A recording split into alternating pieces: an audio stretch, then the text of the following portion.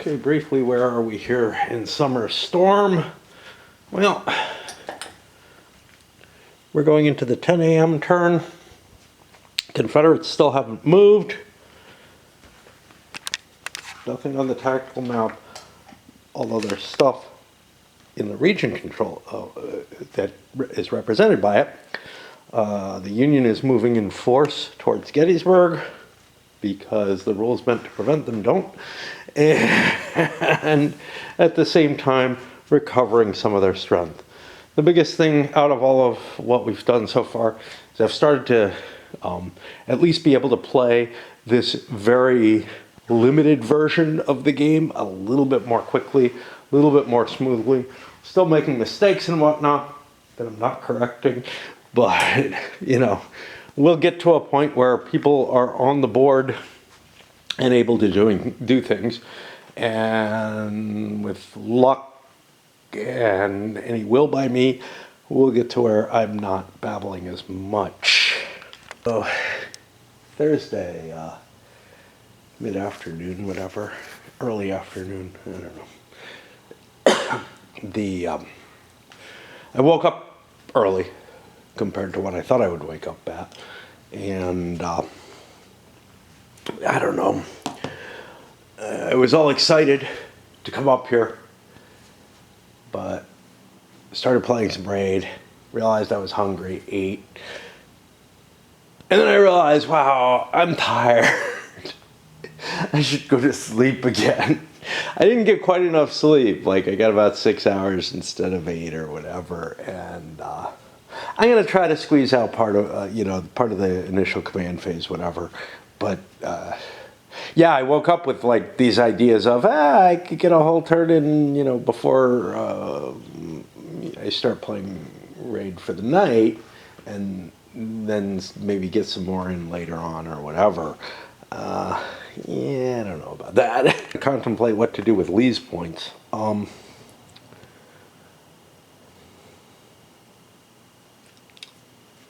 He got a good roll, 4 points, but I can't think of what to do with them because, again, I'm trying to bank these, so I'll probably end up just throwing them all into some kind of PPP. Don't know for who. Well, it's got to be in range, so I'm probably in range of both the first and third there. My little foray means maybe I'm not. But I realized a couple of things. First is I'm moving up here. Now, if I knew the setup roles, and I don't know if I should or not, it doesn't feel like I should. Like, it feels like the Union should not know where the Confederates are at the beginning of the game. Pushing forward a hex would be valuable because that would throw these guys out of encampment and into battle form, I believe, which would start taking points away from there. Now, that made me realize, somebody made a comment, hey, how come the Union is moving straight for Lee? I'm not. No matter how you read it, I certainly know that the Confederates are north of me, and maybe their overall goal for Harrisburg, whatever. So moving, you could actually make an argument that this movement onto the map that I've done here is some sort, and you can see it, more completely here, is some sort of coordinating position so that I could catch any kind of tripwire if Lee tries to march back south, or if he's doing anything of any interest and I touch contact with him. So I'm actually out searching for him is the argument you can make. The one that I'm a little iffy about is Beaufort, having moved over here. That has kind of given up my tripwire over here, which maybe I should be doing. This is really driven by the, hey, let's get people on the tactical map because that's where the battle is going to be. Now, for scenario victory conditions, as opposed to this kind of, or for the game victory conditions, as opposed to this kind of prototypical, hey, what could happen if I move forward? You know, like, I'm reach. So the description I gave you, and especially with Buford patrolling this road or whatever, would be along the lines of trying to reach for the kind of victory conditions that I think the game should have, which is cutting off the Confederate supplies would be important, but also, you know, within terms of the game, looking around and saying, I should really be trying to trying to find the Confederate forces. You know, if these were like some kind of alternative deployments were allowed and all kind of stuff like that, that would be much, much more interesting. This guy is not out here looking for Lee's forces, and he's certainly not part of any kind of cordon. Neither is this guy, neither is this guy. They're looking for Stewart. So at least there's that. Okay, anyway. I just wanted to get that out there in case this guy in particular was confusing someone. If you're talking about moving on to the tactical map, the real reason I'm doing that is this is where the battle is going to be, right? Because that's what the game's designed to do. It's designed to bring you to the tactical map. Whether or not the victory conditions, whether or not the rules actually work that way, that's obviously the intention. Otherwise, they would have stretched the tactical map out further, like I said. And, you know, I don't know. Well, you know, the truth of the matter is it doesn't do anything to bring the Confederates to the tactical map. The rules as written say the Confederates should never move. They should just stay in encampment all game. How much danger is there to that? Almost none, because even if you defeat the entire Confederate army with no losses to yourself, that first day is going to get you enough victory points that it's about a tie. Well, a quick check of Lee, and these guys aren't actually in that hex, that's their entry hex. Quick check of Lee makes it pretty clear that I'm actually nowhere near command range. It looks like I'm real close, but these are 8 each, 16, 20, 24. That's my command range. There's no road cutting across the Blue Mountains, so I'm not going to be able to spend PPPs. I started setting up the sheet as if I was, figuring I got to be in range. But remember, I did spend one of Lee's points to get him within radius. But this turn I'll spend to move him closer to his forces. Union activations, Meade managed to get himself a point. It's not that big a deal that he went inactive. He just has to generate a point. He can spend it on himself to become active. There's a different situation for divisional commanders. Divisional commanders are harder to activate. Like, you kind of have to have a superior activate them because they have almost no chance of activating through the activity roll as opposed to the command points. But for Meade, you know, eventually he's going to be able to, even with a -4 penalty and whatnot, he's +3. The die rolls are going to get him a point. But that's all he got was 1 point. So he's not issuing any help to anyone else. Reynolds spent a little bit to make sure Howard keeps moving. You know, whatever. I got to get him out of the way so I can get Sykes through, is basically what it comes down to.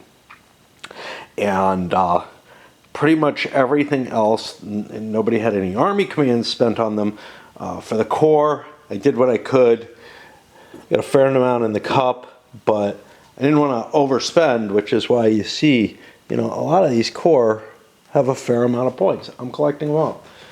Reynolds spent the rest of his points also on 11th Corps. It's the only thing under his command range, I think. And gave them some PPPs, a whole pile of them. Again, for 4 a.m. tomorrow. I don't want to bank too many, but like 4, okay, whatever, you know. Sure. I could have like spread them out over turns or whatever, but basically what I'm doing is I'm generating a be ready to do something big tomorrow.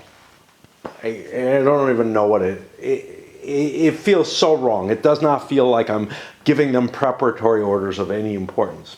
On the other hand, Lee's Army of Virginia, I want to keep a point, but I'm going to spend 2 of the points for my initiative die roll, which is I think where I'm at.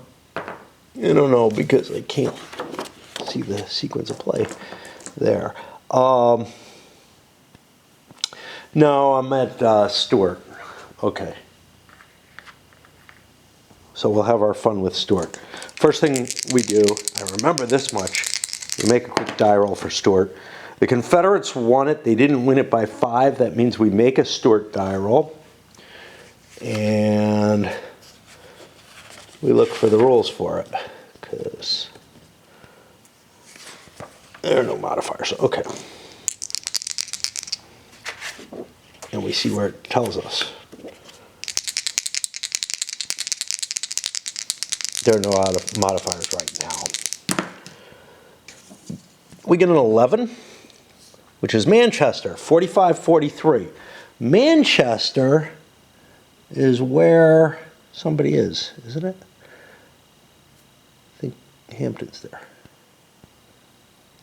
45-43, yeah. So I just ran into enemy forces at Manchester. What's the cost of this? The cost is rain.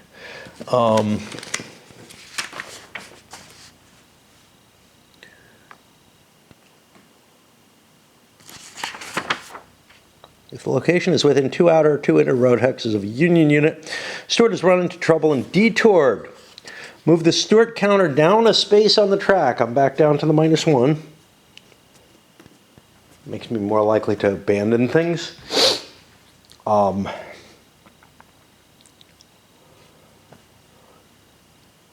In the future, consider all below that as no contact reroll. So now we've hit Manchester, which is number 11.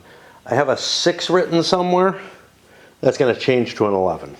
And what that essentially means is that I'm moving further back around this way. I'm actually not likely to give it up. I only give up if I roll a stupid roll, right? But this is good because what I want to do is I want to hit York or Carlisle. We already hit someplace over here that I didn't find any Confederate troops. They're not out looking for Stewart. He's looking for them. But he's bouncing around back and forth. Now that -1 though is problematic because it drives me in this direction. Which means I'm less likely to actually, like, I've been driven back, so I'm less likely to make it on there, but he's not going to keep trying anything back here. The only exception to that being if he rolls the natural 2 or 3 or whatever, he burns his wagons and comes in a different location. Okay. Now the initiative, I was going to spend 2 of the Army of Northern Virginia. That allows me 1 to get an extra movement to get with everyone else, and 1 in case I have something to do. I don't consider the initiative to be terribly worthwhile, but these points are going to get burned. And especially leaders, that feels like. Where do I roll? Where do I roll?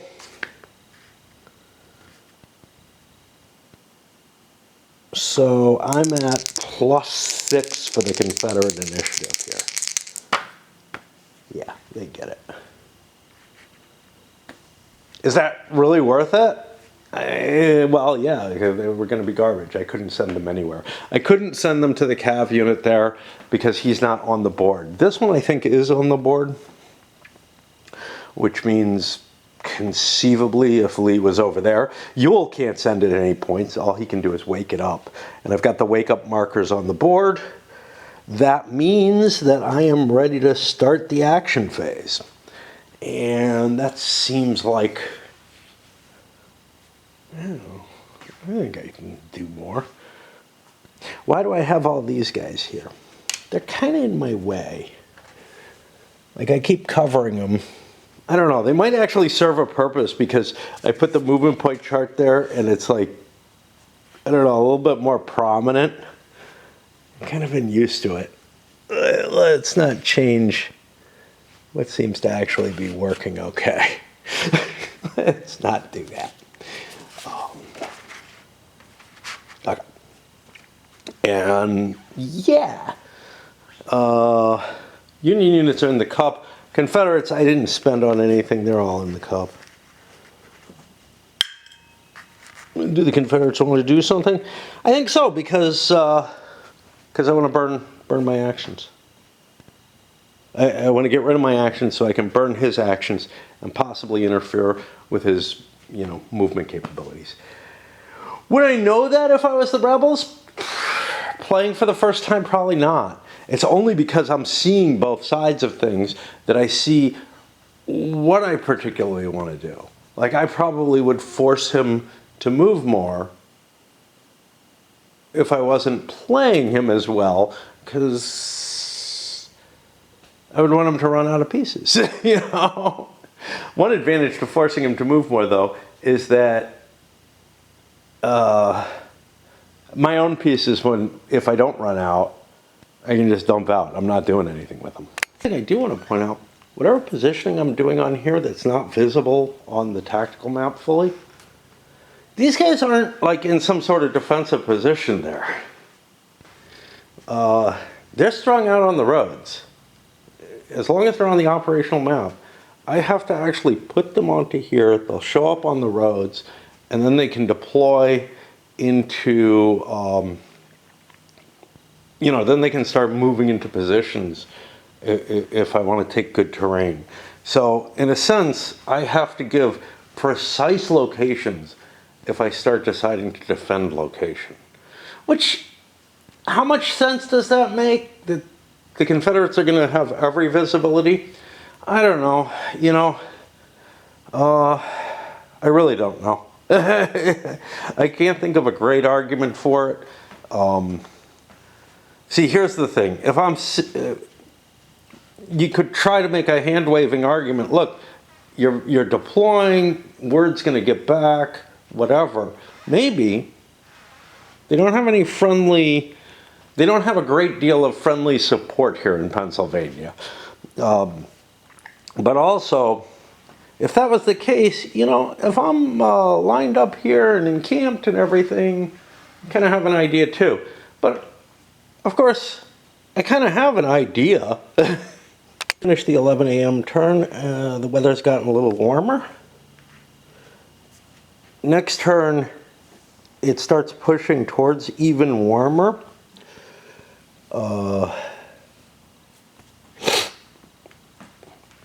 There's going to be an additional +1 to it, but it's heating up early.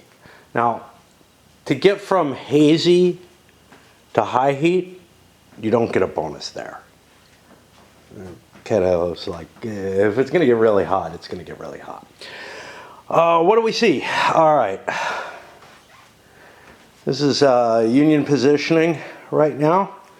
We've got 1st Corps positioned here, Beaufort up here in these hills or ridges. A little bit of 1st Corps cut behind. 11th Corps followed by 5th Corps, although some of it is kind of getting there. Merritt's reached his location. He really doesn't want to do anything else.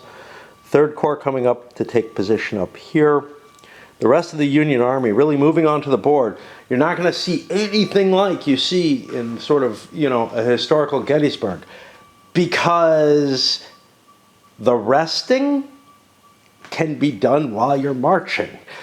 Sure, it's half speed march, but I'm gaining a lot of the terrain that's important. Now, I've been thinking, and these cav have reached their locations. They're just sitting there. We had a bit of a traffic jam still going on over here. Didn't move Meade for some reason, I don't know. Trying to get this cleared up, so.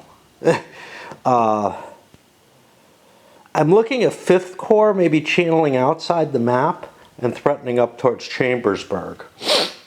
Do I know the Confederates are there? I don't know. You know, to some extent, I can't completely get rid of that knowledge, of course. But more importantly, I'm not making a die roll or anything for this because I want control of this road, right? It's like I might end up sending 2nd Corps up towards Hanover or something, you know.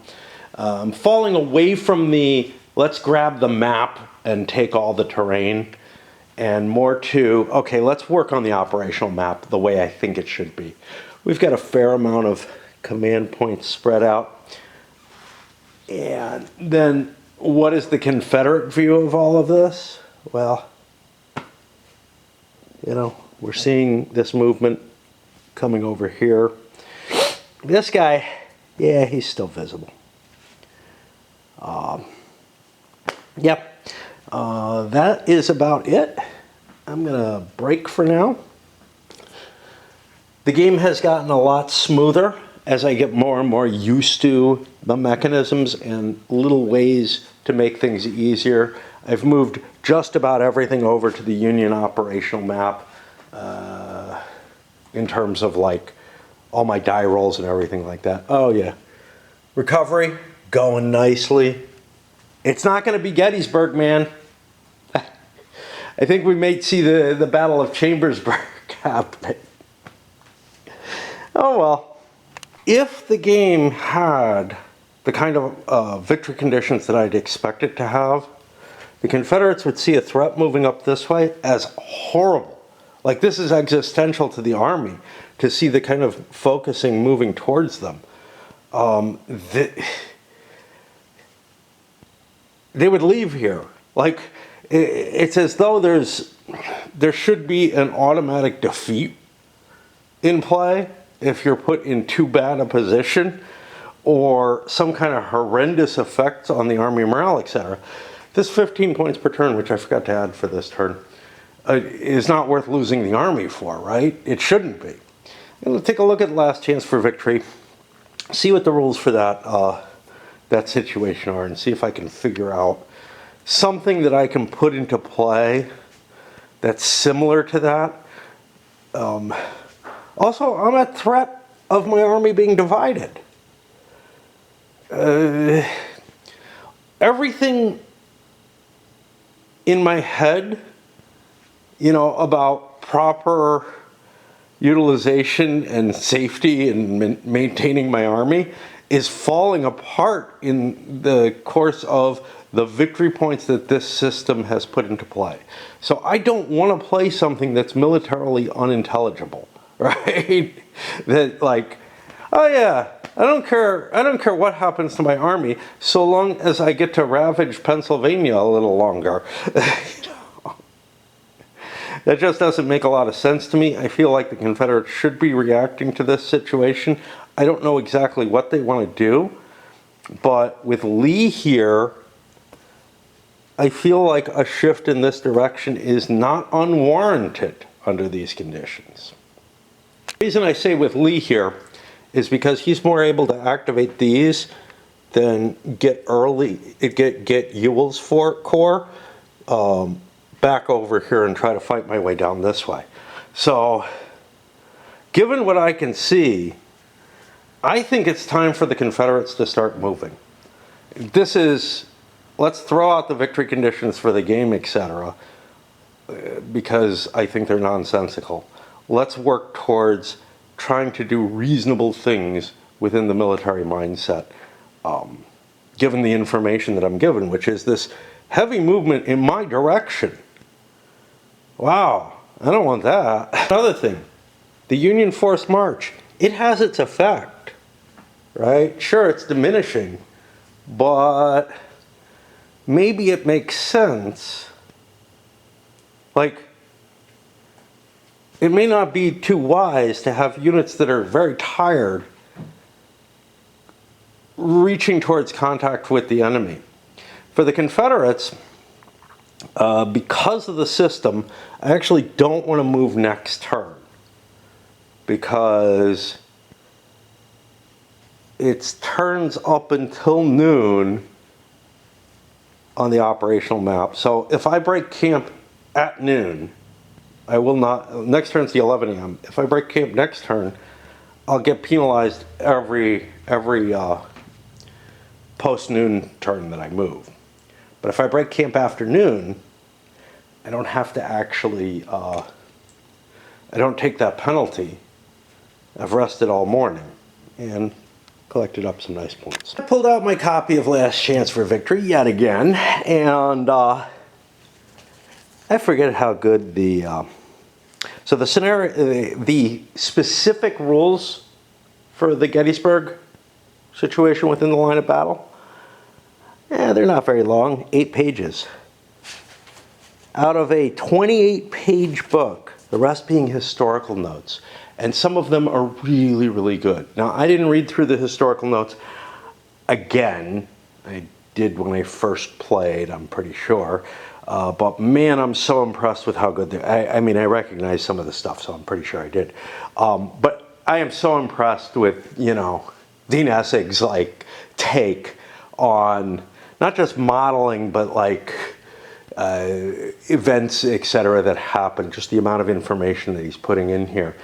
I didn't find anything, though, in the rules except for in the campaign victory. The Confederates win if they have unlimbered artillery near the cemetery hill. At the end of the play, the strength, morale, strength, or ammunition status is not a concern. Okay. The Union wins if they avoid the Confederate condition and there are no Confederate infantry units in any hex of the Taneytown Road and Baltimore Pike, south and east of Cemetery Hill. Somewhere I got the idea while I was playing it that I could not be cut off from the south. Now, maybe I made this up on my own. Maybe it's none of the rules. Maybe I got it from the historical notes. I'm pretty sure I'm going to reread the historical notes just because, damn, that's going to help put me in the mood for this. Even though we're not getting Gettysburg here, but we're getting something. Something involving the troops. And that's actually what I was looking for, was something involving the troops. Unfortunately, I have the feeling that, well, fortunately or unfortunately, I have the feeling that some of the action is going to happen on the operational map. But if I throw out the victory conditions for this game, to some extent, i.e., I don't let them direct my play. I'm okay with the Confederates having 60 points here. Any more than that, like if they got the whole day's worth, it would have sucked. 60 points here before they move, you know, before they get moving. Make it 75 even. That's not terrible. It indicates the damage that they've done, the supplies that they've gathered up that they need. It may be too high a point value, but if I use the same kind of thinking I was using in LCFV to deal with, look, I can't be cut off, and that's exactly what's happening, and it's fucking obvious. I just can't let this happen. If that was just me thinking, well, I should apply the same kind of play, you know, the same kind of thoughts to this game, and do my best to try to react to the knowledge that Lee has and the danger that now his army has been placed in. Very different situation than the historical Gettysburg, where to some extent, as far as I know, the armies kind of blundered into each other. Sure, they wanted, you know, they both wanted to win the major battle as a whole, but Lee certainly had given orders not to bring on a general engagement. Meade was looking for Lee, trying to figure out where he is, and the battle ended up at Gettysburg. Now in this, instead, Lee knows where Meade is, because Meade's moved on much faster. Well, it's time to react to that. Friday afternoon, got about an hour and a half before things change, and I have to raid and then go dancing. If I'm going. It's a pretty day, I should. It's the only damn thing I do in my life regularly, but I don't know, part of me is kind of like... This whole week I've been like dissipating my existence. So anyway, more than usual even, which is something that one of the things I slip into. All right, let's take a look at what we did. We did the administrative phase. So the big story here is Lee feels like his army is being divided, and I'm going to get him on the move. The hell with the victory points. I don't feel like they're a good solution to the issue, and I feel like militarily, no matter how you want to, however you want to look at, hey, did I win this area or not? Look, I'm here to do a military simulation, right? I'm not here to win the game.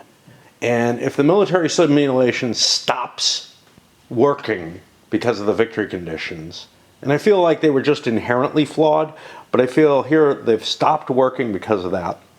The Confederates I feel, have to gather their forces, and the best place to do that is on the tactical map, actually. And so, yeah, I'm going to try and, if the Union's going to be able to press in so quickly, despite the rules meant to prevent them from doing so. Now, it may be a mistake. They've got fatigued units or demoralized forces from those long marches. They probably shouldn't be pushing this hard. But by doing so, they're getting rid of that huge victory point bonus that if you followed the historical, look, the Confederates win Gettysburg because they spent the first day doing nothing. So yeah, we're starting to move, and I've issued a few command points out there. I didn't feel like good old Ewell needed to. He needs to go make sure Early gets moving. Early is in the worst of the possible places, but I want my whole force to move. It's not terribly easy. I may spend a point to get roads moving, just to get them on the roads. But Lee didn't get a lot of points. He distributed them to his two commanders to make sure that we got chits to prevent traffic jams. But that means I don't have points. Well, I do have points. Longstreet and Hill both have points to make sure their units actually move as well. They have them banked up. Over on the Union side, good old Meade went inactive again. Now, I think it's from Last Chance for Victory's historical notes. I think it's Essig, therefore, who is writing that Meade's command style during Gettysburg was to run around like a chicken without a head, basically. Like, he was just running everywhere trying to do stuff, as opposed to Lee, who kind of, had his own style. Instead here, Meade is kind of like, well, I've dispatched my forces, that's good enough, and Reynolds is in command of the probe. Well, okay. It wouldn't harm Meade all that much to be back here, but the thing is, by having a wing commander, Meade's got a -2 to his die roll. Now, that doesn't increase his chances of going inactive, but it does increase his chances of getting nothing or very little done anyway. Fair amount of points spent trying to clear up the traffic jams still. Where I don't need to, hey, I banked the points, whatever. Did I get Buford in there? Yeah, okay.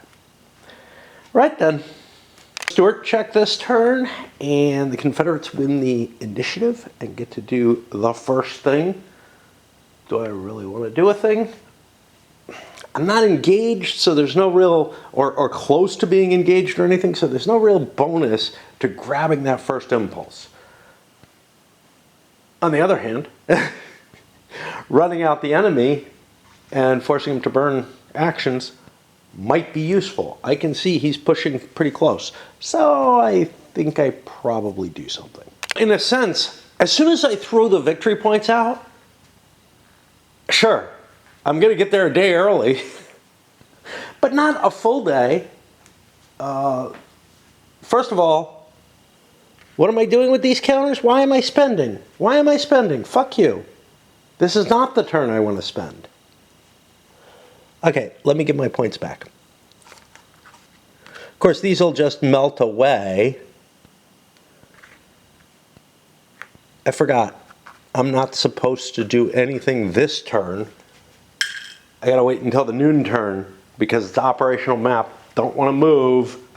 Don't want to move on the operational map until afternoon. Otherwise, my wagons get flipped over and I start fatiguing for moving both during the morning and the afternoon. Union positions, you know, they've shifted a tiny bit. Just a tiny bit. No more than that. I didn't move Buford. I probably should have. I don't know what he's up to. But he's kind of holding some good ground here. And First Corps is coming up to replace him. You know, if the Confederates come on this way, they're going to be having to fight up there at, what, Lore's Ridge and stuff. Stuff that, you know, historically they were able to move through pretty quickly before they got to Hare's Ridge. This is their view of the situation. And these guys are getting pretty close. You got something moving up here that looks nasty. Yeah, it's time to get the hell out of Dodge, I think, one way or another. With Heath already up here, I feel like I have to find my way across. There's a little road going through here that's going to be slow and painful. And that starts next turn. Speaking of next turn, I had these letter markers screwed up because this works in a snake formation rather than in, you know, what you're kind of used to, which is like left to right, left to right, left to right.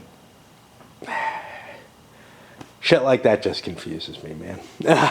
It makes some sense. I'll tell you why. It's because of the day markers are going to have to, we're actually in June 30. There's no June 29 turn. I'd be kind of interested if the game, like, I think the intention had been to have Confederates actually make some decisions as to where they were going to position themselves for raiding and whatnot, and the Union to actually come on the board as reinforcements. I get the feeling that's why there's a June 29th turn there. There's no rules for it, so I'm not going to do that. I'm having second thoughts about moving forward with the Union Army. So, if they see the Confederates start to move, I mean, the thing is, yes, I've stirred them. Now they're at 75 because I did not move this turn. I've stirred them so that they leave their positions and stop the raiding. But I've moved fatigued units into place, which, you know, hasn't really cost me anything in terms of activity or whatever. I think I get one extra action phase by moving in the morning. And there's, I haven't thought it through entirely, but see, the thing is, if I space out my forces in the morning and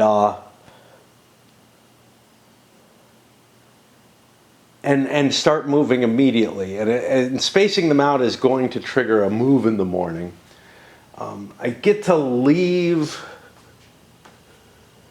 at 5:30. I get to leave my hex, my encampment hex, as the first action. I'm not sure. Nah, It's got to be about the same amount of time total. Worse than that, there's more turns here. Do I have to wait another turn? Do I have to wait another turn? Where's the limitation? I may have to wait until after the 12th turn. I don't know. You know, the problem is finding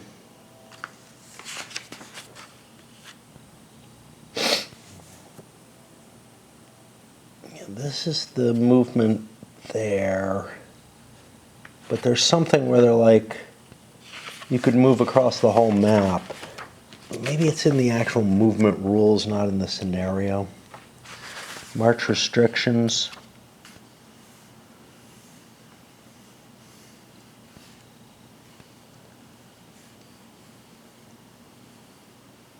Okay, so yeah, the Confederates have to wait another turn, and the Union gets another turn of movement, which looks more balanced, because otherwise, actually, the late day would give me more activity. So then there's 1, 2, 3, 4, 5, 6, possibly 7. So there's these, I don't know. I have trouble counting.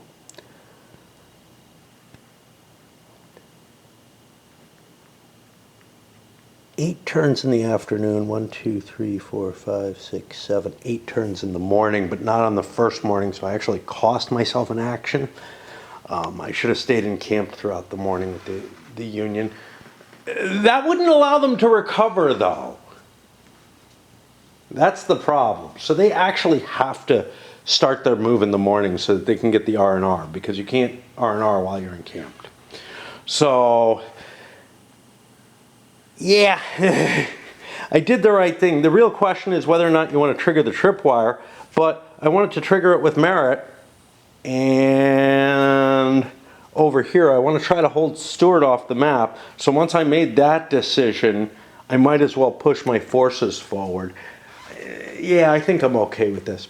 Recovery's gone a little faster than I expected.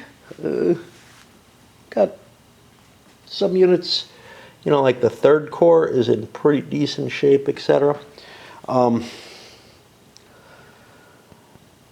Couple of units have probably moved faster than they should, simply because I completely forget.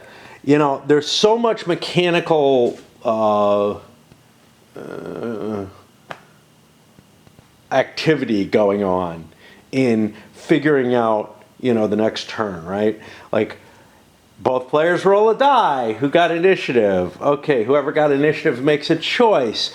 Then maybe you pull from the cup, or you make a decision here. And once you do that, then you roll the activity roll. And this is where I need to check this, and I don't. I don't. If there was some kind of marker for shaken or broken that was on the map or on here, I might be able to do it. Now, there are shaken and broken markers. These are for individual units, which I could be using to indicate that. It's a little late. I think I've cleared up the last shaken unit. What's more is there's only going to be one more turn of movement for the Union, and then they're going to park. They're going to stop for the day. They do not want to keep pushing on, but they want to be spread out like this. Yeah, so they actually have to start moving in the morning, or else they're not going to recover during the morning turns. Yeah, and that's just screwed up. Points went down. Not a huge deal there. Next, the weather has stayed the same, and we're ready to go into the next turn. I don't think that I can start another turn right now. We are getting one of the Confederate cav units over here. Jenkins. He's the quicker of the two. Is going to be potentially showing up on the map. I don't know. He may actually be there. I have to look that up. But that gets me a little bit more to play around with. And yeah, this turn again is going to be another. The Union gets to move, the Confederates do not. But then the Confederates get to move for a while, and this is where it gets troublesome.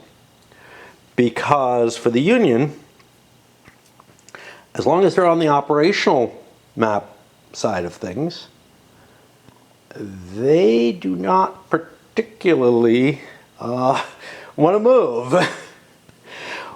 Once I think they get into a position where there's fighting and whatnot, I think that restriction gets removed, because certainly for any units that show up on the from the operational map on the tactical. But the big question is, what happens to somebody like this down here?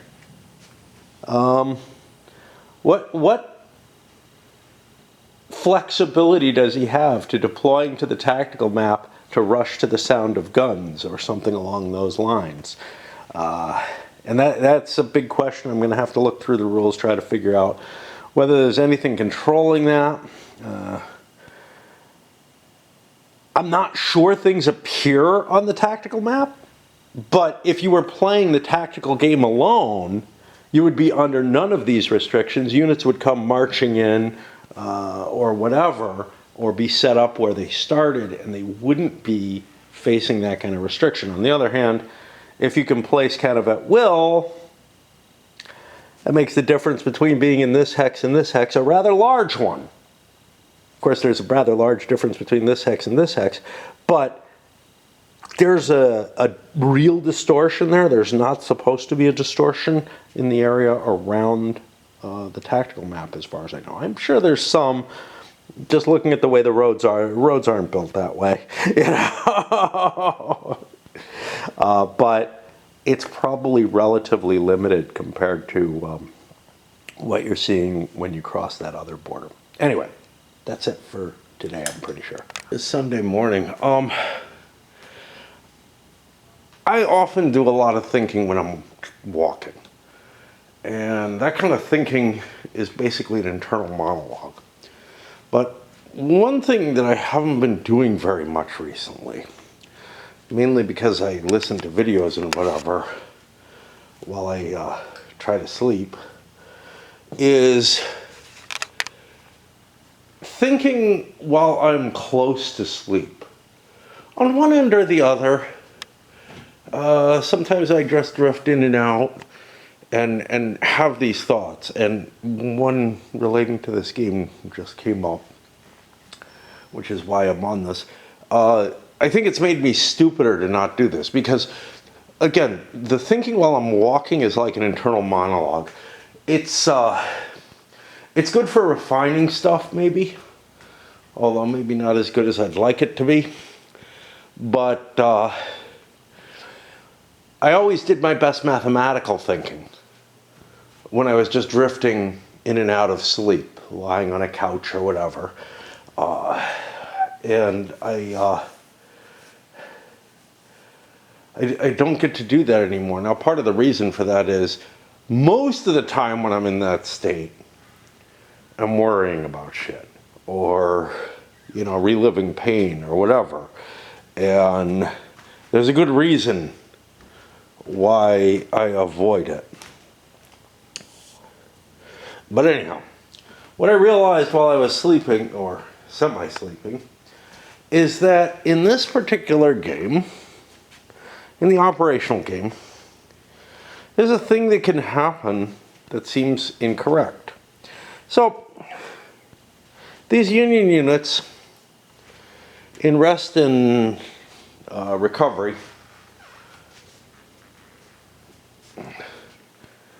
they could be, well, maybe not. And maybe it's because of the not being able to be encamped, having to be stretched out on the road in order to do it. What I was thinking was, they could be contacted by an enemy, forced into a combat situation where they all end up stacked together. Now, if they deployed on the board, they would deploy into a road column, which feels weird, but whatever. Actually attacked and still be in their R&R state. There's nothing that actually removes them from the R&R state, but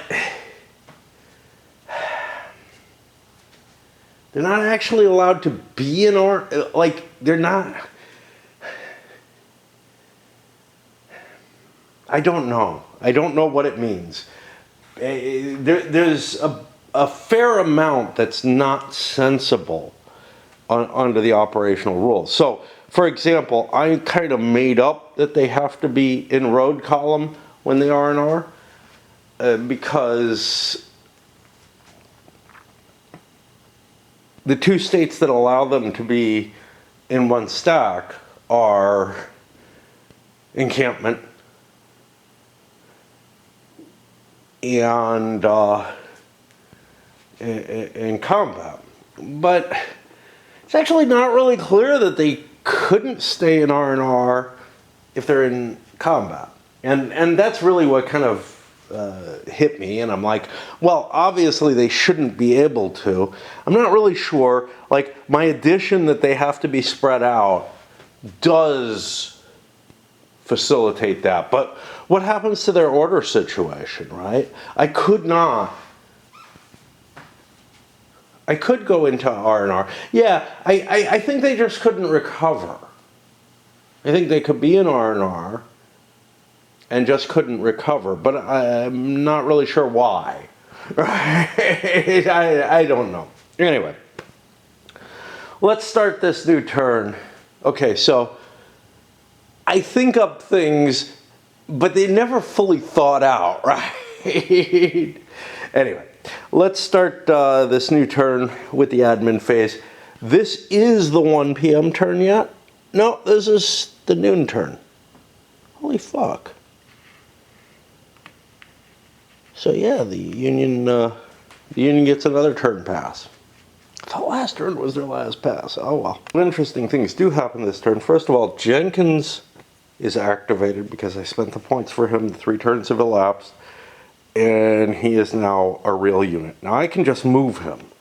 Cav can move all day long without a penalty.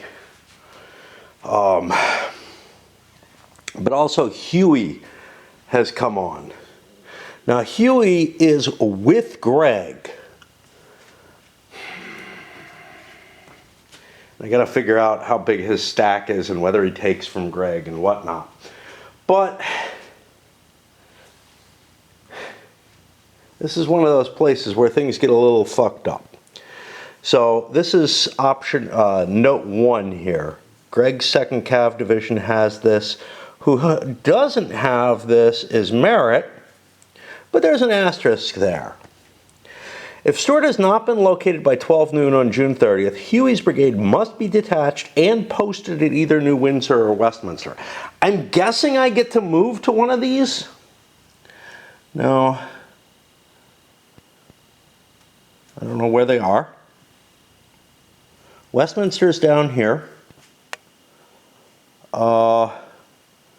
New Windsor.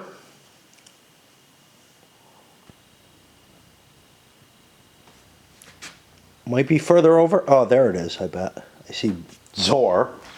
Okay. I'm guessing he has to actually move there. Once posted, okay, neither Huey or, should be nor, but Merritt can move more than 2 hexes from their assigned spot. Now, Merritt was set up at Mechanicstown. No special rules were put on him prior to this. He has moved away from Mechanicstown, which is way over here. I feel like I can leave him posted. Otherwise, I wouldn't have bothered moving him, right? Because I don't want Stewart slipping around behind me. So I'm letting this be where he's posted. I paid a price for that. And I guess Huey is going to have to figure out his way back to Westminster. Whatever that means. I do also have to take a look at how many units each one has and how many Cav units that means they're represented by, because that may have just changed. And that necessitates me opening up Civil War again so that I can put some American flags, because I'm going to need another set of letter counters. Yes, again, I could use the third counters from there. By the time I'm liable to be using the third counter for any division, units are going to already be on the board, visible. There's going to be a lot less of this hiding going on. But, yeah, for now, I would rather have all the counters available, just because hunting them down is not trivial. Like, I have to flip over each unit, so I grabbed the C's and I have them over there. Those are going to represent Huey now. And I ran myself into a little bit of a problem here. Not surprising, as I'm rolling up the Union leaders to get their command points, deciding what they're doing, etc. Geary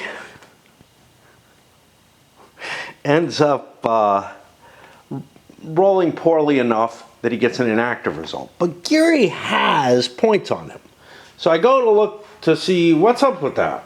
Do I lose my points because I went inactive? Or can I just immediately spend one, activate myself, which is, I think, what it is, and then I can spend additional points on my other units. And, you know, the fact that I'm saving up points means that I'm less likely to really go inactive. And I think that's what it is. But while looking through here, I get to this.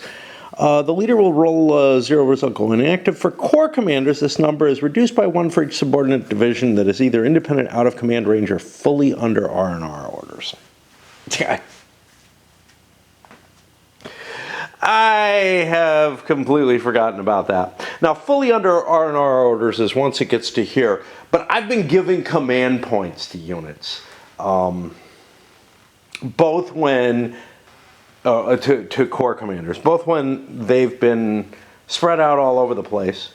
You know, that's not unlikely on the operational map, to be honest. Or when every single one of them is sitting here with units fully under R&R. Now, I'm assuming each division only causes a -1, but I have generated a whole shitload of extra points. What am I going to do about it? I don't know. There's not a lot I can really do. We've moved forward.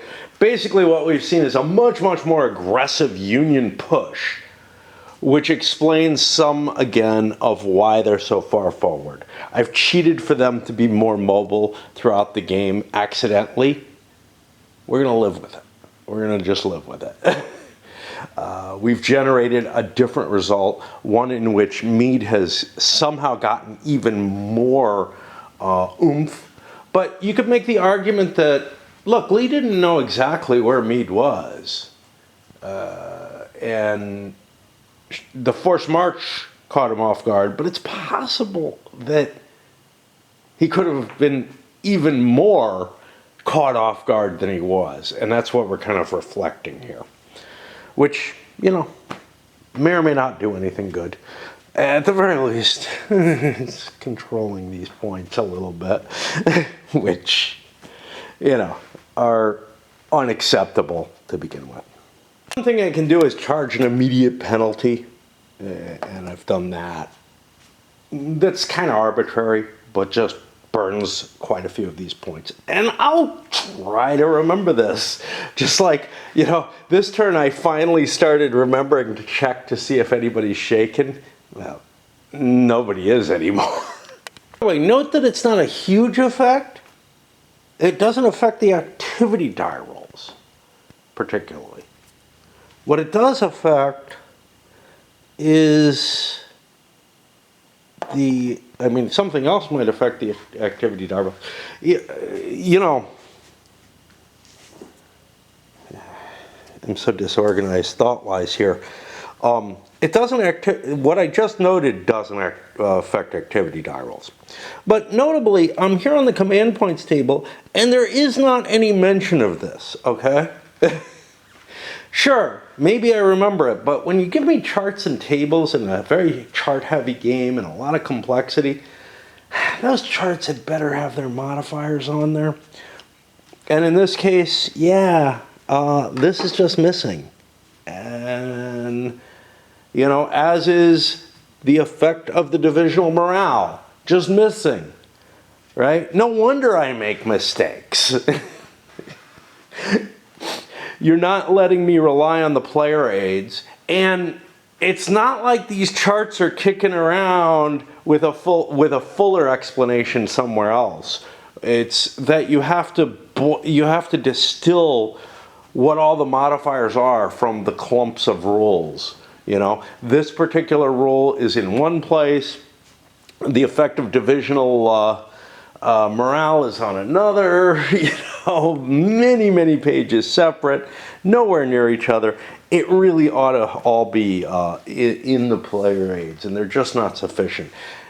And you don't want to replace these with your homemade ones if you did so. I know somebody's got PDFs of stuff for new rules and stuff. Maybe they have new charts in them that have more of the information, because wow, this material is so wonderful. I mean, part of what's great about a Clash of Arms game is the material that is given to you. But you know, and I heard the same thing about the Peloponnesian War one. I don't remember the Epic of the Peloponnesian War or something like that I have, which is that it's basically unplayable if you don't make your own player aids. It's like, what the fuck?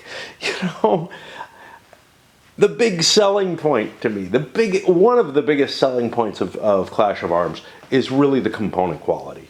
The maps, the texture on them, the texture on this. It's so wonderful. Yes, they pooch a little bit. You wouldn't want to put plexi on them because you'd lose the texture. I know some people don't give a shit, but I do. It's very important to me. I play physical games in part for the tactile qualities. Something I was discussing. Now, what I don't know is there some rule buried in here, and I don't remember one, I know there's one about independent units, but those are units that are under independent orders. I don't know if there's some kind of rule about the activity die rolls for units that are out of command control. It would make sense.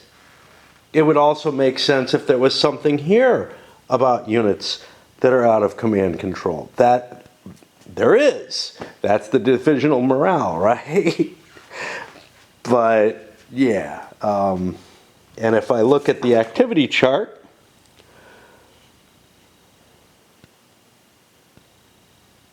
we do see the shaken and broken is in there. We don't see anything about being out of command control. We see a bonus for being in very close command control. So unless I run across something like that, we're not going to do that. But what that means is these units would have the same movement. The only thing is I would have less control over the traffic jam aspect of it. And the other thing is, if I want to get them out of R&R, that's going to be more expensive. But that's not something I'm trying to do. And they're going to fall out of it at the end of the day anyway. Even with the impacts that I've been talking about, we've ended up with a fair amount of units in direct command, you know. And it's not like I've been putting the guys who are out of command control into command. The real effect has just been on the growth of those core command points, which of course deteriorate by a third every turn. So I think taking that haircut on them largely handles some of the issues. Is it still possible that I could have... Could I have reached the limits that I've reached? Probably not quite. This is probably more aggressive a posture that the Union can take than they would have been able to. Bad luck would have hit me more. I would have gotten more traffic jam situations, etc. But not by a hell of a lot. So I think we can live with this. I think it's not too terrible, I keep saying to myself. And that puts us to Let's Find Stewart.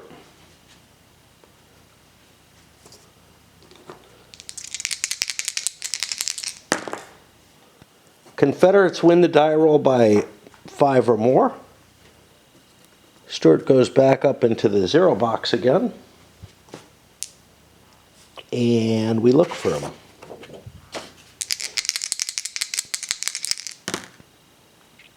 An 11. That's Manchester. I think 11 is the bad place. So I get a free reroll. But now I get an 8, which is even lower. So nothing happens. Stewart doesn't come in. He doesn't get interfered with, whatever. It's just, he's not looking this low anymore on the chart. And that puts me at the initiative phase. I'm going to set the dice there. I'm going to probably try to eat something, maybe go back to sleep. I don't know. I only got about 5 hours of sleep, but things are weird on the weekend, right? Like, I slept all day Saturday, or, well, not really, but I overslept what I intended to. And it's just all fucked up. Like, I walked home yesterday for the first time in like several weeks, and I woke up from that feeling better than I have in some ways, mentally maybe, than I have the last couple of weeks. And not that bad physically, I don't know why. And, you know, I get home, I play some Raid, drunk, or whatever, you know. I don't know if I'm still drunk by the time I get home. I don't know if I was. I certainly wasn't fully functional. And then after I got what I was willing to do out of the way, I went to sleep. But I left because I get home so late when I walk, I left myself more than I normally would want to do. And then I woke up with like only an hour or an hour and a half to play, and before the switchover of the day, and I ended up actually missing out on some stuff that I could have handled within the time involved, but I let myself pursue something that like took a lot more game time than I thought it would, and didn't realize how much I had run out of it. Anyway, heading out for now. Oh, we hit the end of the noon turn, and first thing, or last thing first, the weather changed a little bit. It's now hazy. The effects of that are essentially over here, artillery range is reduced, bombardment takes a penalty, artillery fire support is less effective. Pretty much the line of sight and conditions are not that good at this point. We can see the Confederate view of the Union. We've got somebody probing here. I know that's Cav because it called me out. Just like I know that's Cav finally. It finally called me out, and you'll see the effects of that. Here are some of the things that I had to put down. I think I've got everything in the right place. There's this, I think, made some movement where it's not actually there anymore, but the Confederates don't know it's not there. That's a that may not be it. Let me see where we are here. 3820. Let me see if that unit was showing up, because I think this is actually 3rd Corps here. 3820. That can't be right. Yeah, this unit. So I've judged that this unit is covered, although I'm not really sure it is. You know what? I don't think it is. Let's put it to 3822. See, it's shifting behind the line, but the thing is there's a gap here that could be gotten to.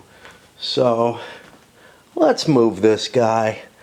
Let the Confederates see that the Union is concentrating there. On the Union side, they're finally beginning to get some Confederate flags there. First of all, somebody's calling stuff out here. Okay, great. But also my Cav probes are beginning to see things. Huey didn't do anything. He tried. He failed. He's not inactive because he's independent. Other things still creeping forward. Again, too far, but, you know, I think it still gives me a reasonable what if. You know, what if the Union had some extra spinach in their meal or something? And then we see the recoveries. Now, you know, I keep considering and playing around in my head with, hey, how much of that movement was too much extra? And it's not just a facet of the overcrowding and whatnot. It's also, in terms of the road congestion, it's also that some of these leaders may have gone inactive due to them not having their modifier, essentially. Right? Why would they not have their modifier?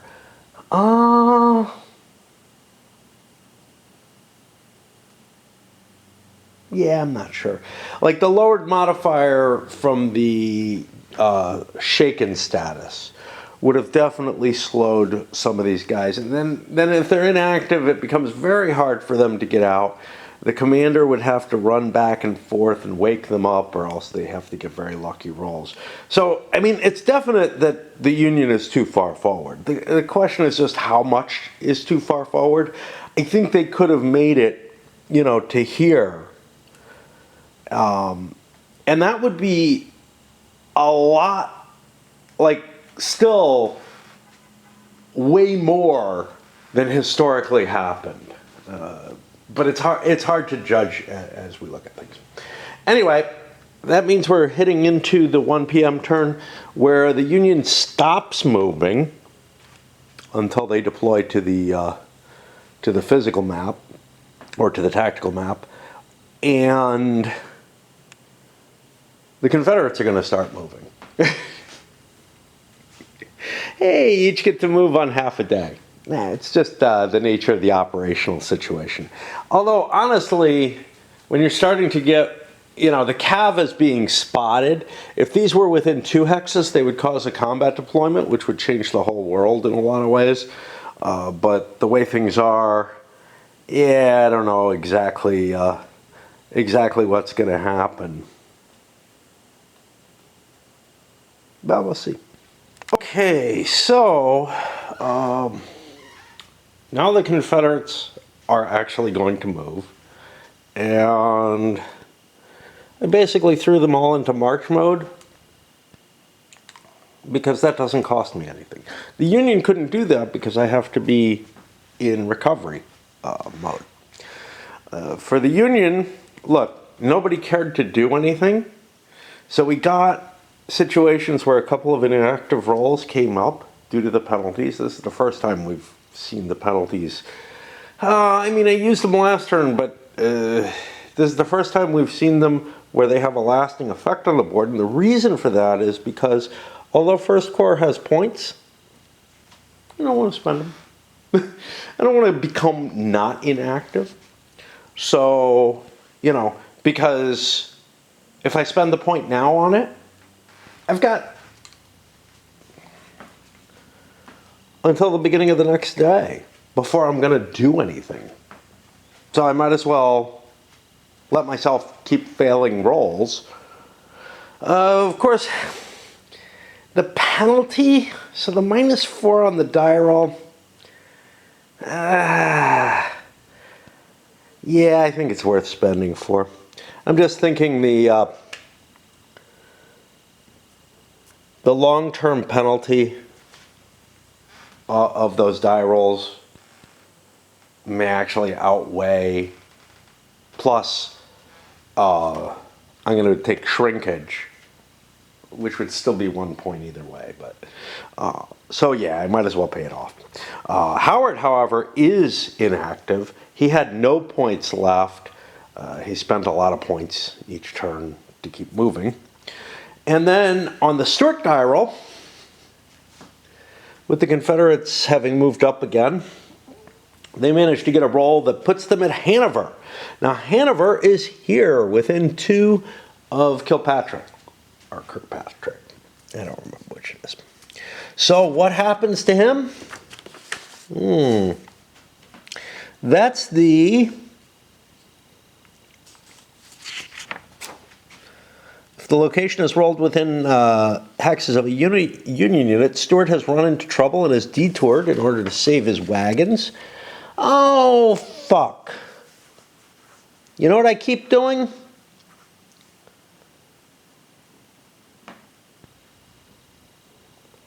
I keep forgetting to roll this because I get the one die roll and I forget the other one.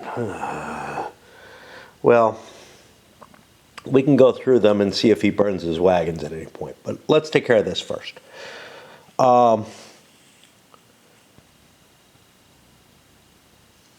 So now we have gotten to Hanover, which was, I don't remember the number. It's not very high. It's a 12. So that 11 that I've got marked here is a 12, and I can't write that to get over there. In addition, the Stewart counter is moved back down, making it harder for him to get further along. And then let me figure out how many turns I didn't roll for wagons for. It was 1, 2, 3, 4, 5, 6, 7 of them, I guess. Because it's any roll that doesn't put them on the board.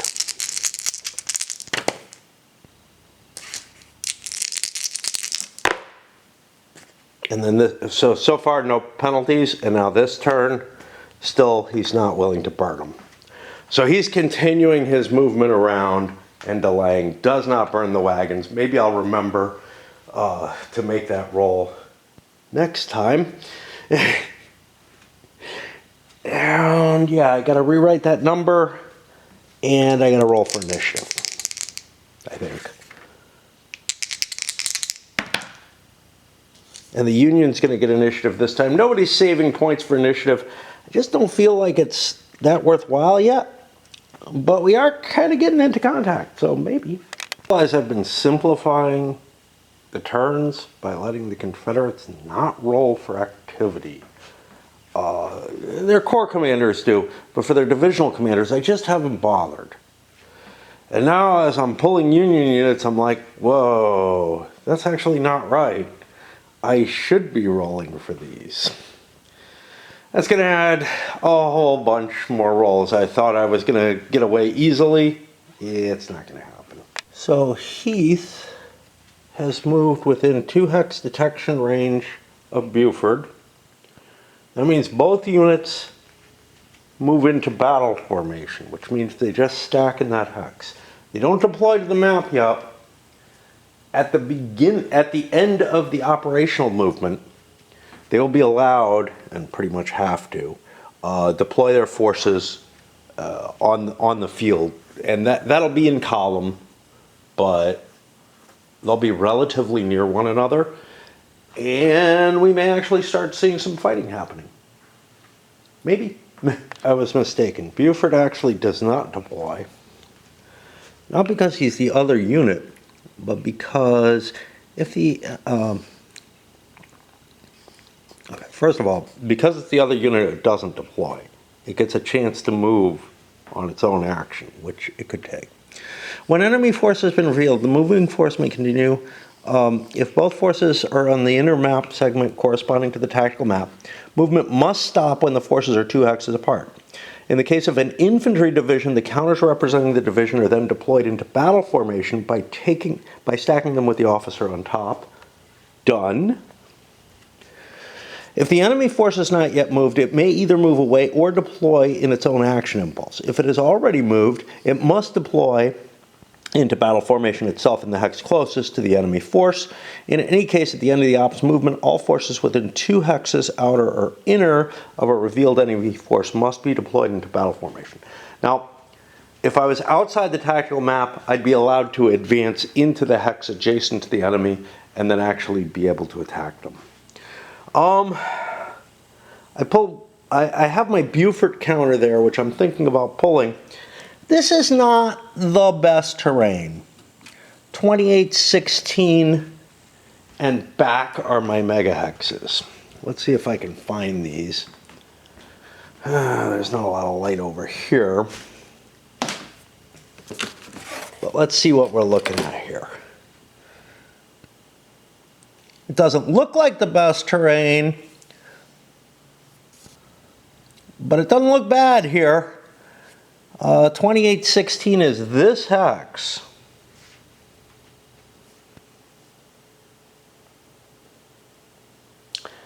I can't just turn around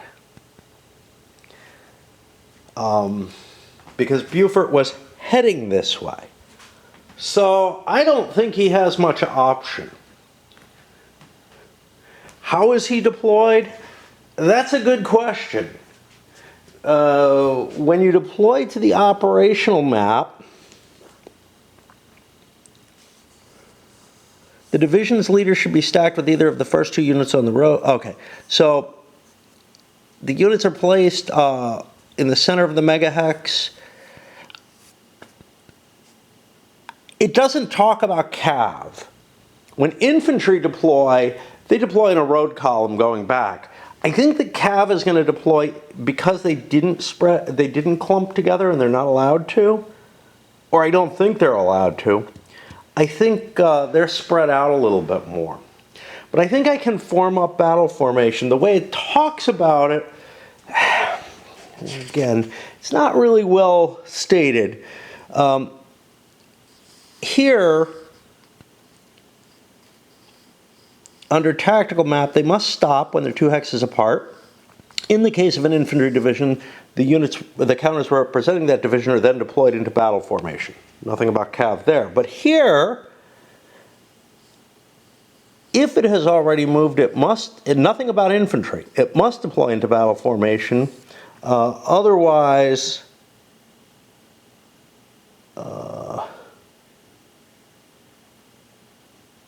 at the end of the ops movement, all forces within 2 hexes outer or inner must be deployed into battle formation, and then they're put here. It sounds to me like everything ends up in battle formation before much can be done, no matter what. So these do cluster together. I guess. I don't know why there's a distinction between infantry and cavalry during the movement segment. Like, you get the feeling the cav was spread out more. But pulling them together doesn't seem like an unreasonable choice, right? I still do get to roll Beaufort's command rating. It doesn't really make a damn bit of difference. He can't go inactive because he's on a divisional goal, so. And he can't really do anything. Like, I could spend my entire movement to move his head back here. I could move away, but I'm facing down the road. I can't really move away. So I don't really have many options. I have a problem with these gray dice. I keep losing them. There they are. I just saw them after I turned on the camera. I spent, a minute or so looking for them. I found the blue, dark blue ones. The gray ones somehow just blend in with that green, and I just don't fucking see them anywhere. After a whole shit ton of mostly useless die rolling, I managed to get one inactivated result, and it's not in the best place possible.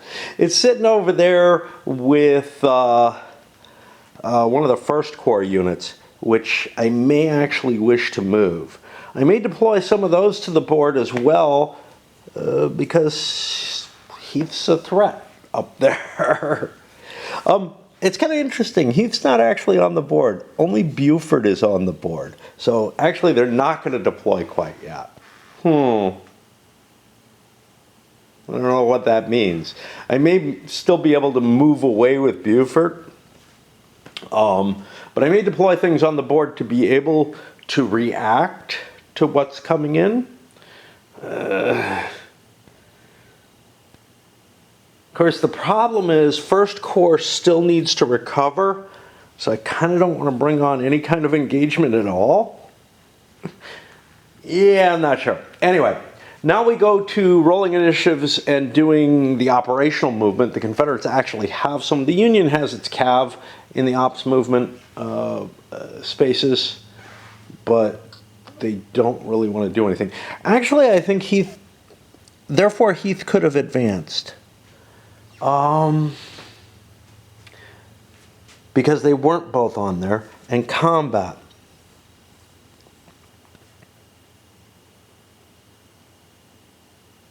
You have to start a game turn. Let me stop and figure out, because I may have fucked this shit up.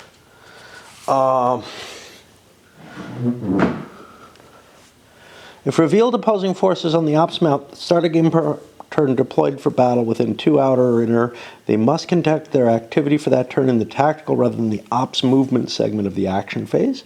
They may not be given RR build or march orders, and their decks are subject to being burned. Yeah. There are no zones.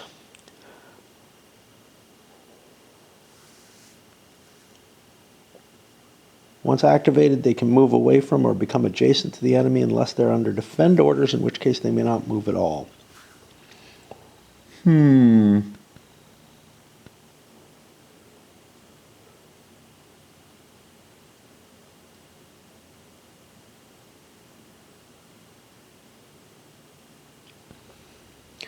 Not sure when the battle happens.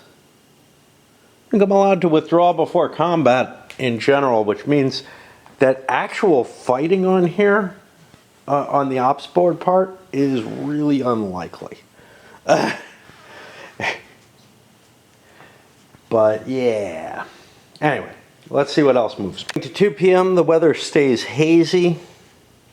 Since they're right on the map boundary, things get kind of weird right there. That's all I have to say. But I think they function as though they're just on the operational map, which causes some issues. No battle yet. There will be the opportunity next turn to engage in fighting. Why did the Confederates not move closer on this map? They should be deployed like this, so that they know they have that opportunity. And what else has happened? The Union, of course, mostly not moving. Did anything move? We have moved Reynolds. Doubleday moved a hex. Huey moved. He moved a hex. A whole hex. Actually 2, but here on the Confederate map, they're not moving that much either. Mainly because there's a massive road jam over here. Meanwhile, I've got like a division with artillery leading. I've got a couple of divisions moving up here. The problem is, if I want Stewart, I kind of have to stay back near the edge of the map. If we take a look at this, the way I get Stewart is if the location is rolled within hexes of a Confederate leader or unit of any type, then I get him. Well, part of that problem is that the location Stewart wants to be in, York, right here, move a little bit away, but I can't combine my army the way I want to, right? Abbottstown, 2842.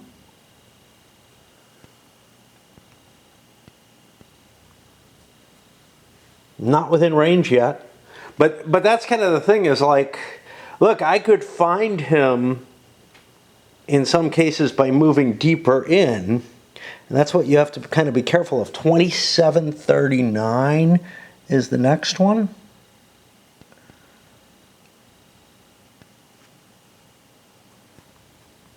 New Oxford.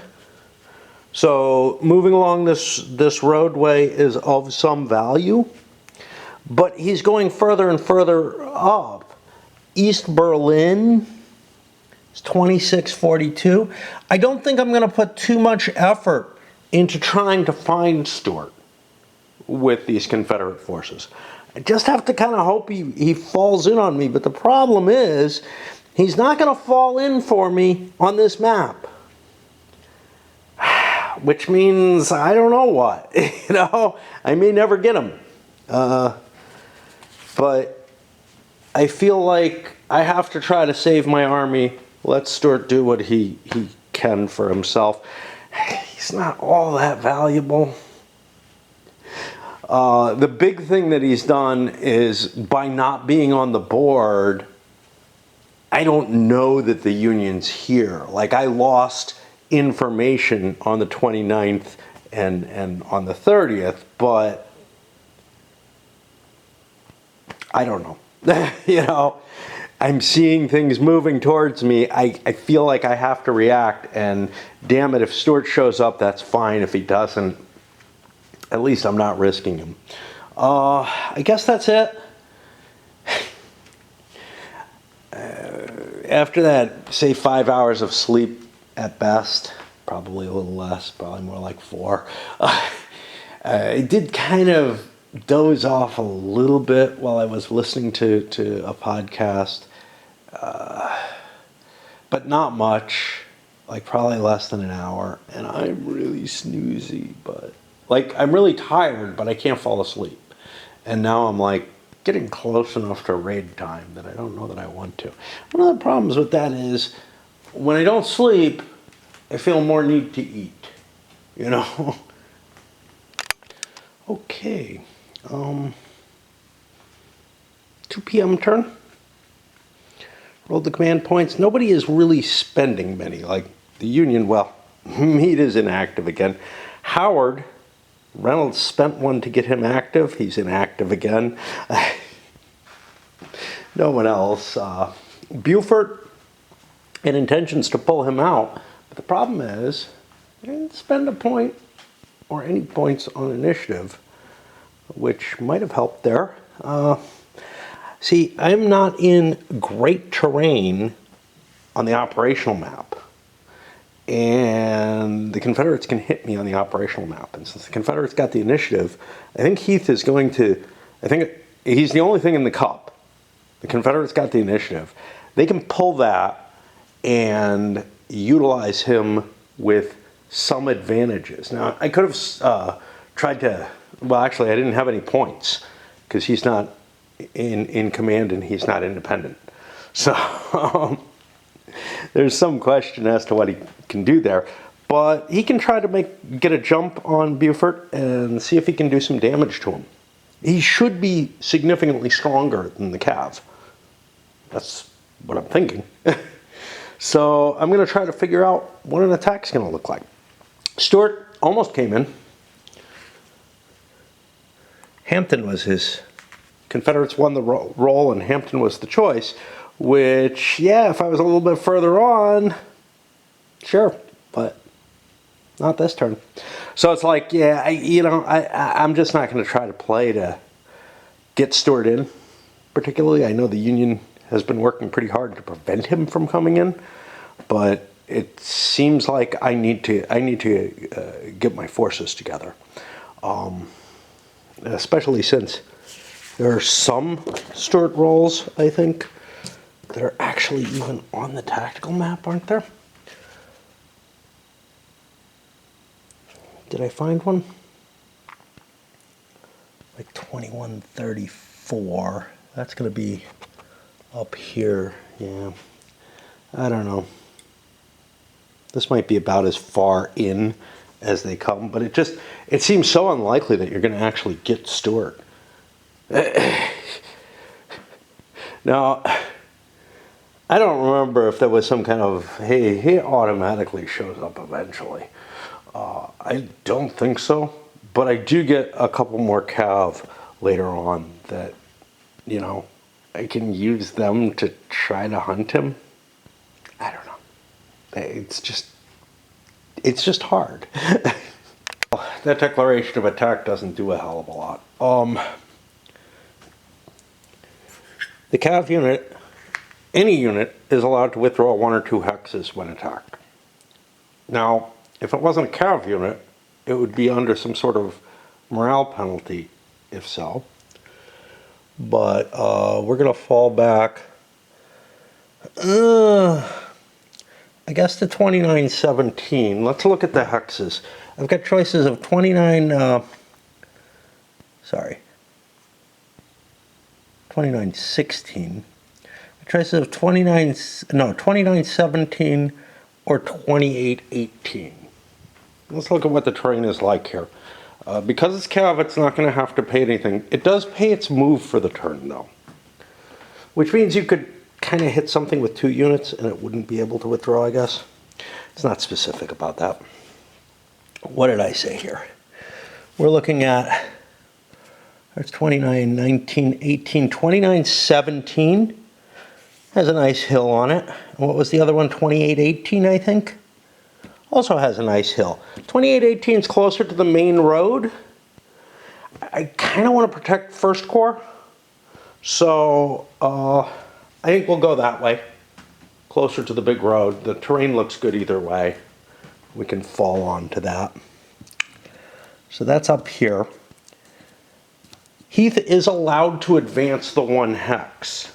Now at the end of this turn, they're going to be within 2 hexes of each other because Beaufort has used up his movement by that retreat. And of course Heath has used up his as well. As this falls back there.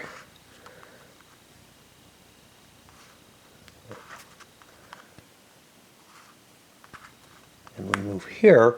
We're both on the tactical map now, which means at the end of the turn, there will be a deployment there. But yeah, not much of a fight. I don't want to fight. Now, if it had been an infantry division that was up here withdrawing, it would have taken a couple of divisional morale hits for falling back. The other Confederate units are in the operational movement sheet. Almost all the Union units are in the cup. We're going to go through that long process of rolling to see if any divisions go inactive. None of them are going to be able to move. They don't want to pay the penalty and morale for that. Although I don't know what happens once these are deployed. I think things kind of close to them can deploy to the map. I mean, things can deploy to the tactical map, right? So anything that does so, you feel has some opportunity to move. I don't think it makes a lot of sense to deploy to the tactical map in R&R situation. So unless I'm really actually being threatened, but I may feel that part of First Corps here is actually threatened enough that I want to deal with the pain of actually using the tactical map. And they can do their recovery while they slowly move there. The thing is, every time the Confederates win an initiative, this was the same last turn, but this time they have the edge of winning ties. Every time they win the initiative for picking a chit, it means the Union gets a chit without having to make their check. Every time the Union rolls a chit, then they have to roll their 2 dice on an activity roll to see if they go inactive. And it's really a painful process for a fairly unlikely thing, but it's fairly likely at least one division goes inactive with all the damn rolls. And so the deployment, this is kind of annoying. Since I'm on the tactical map, okay, Beaufort had to start at 2818, the center of the hex.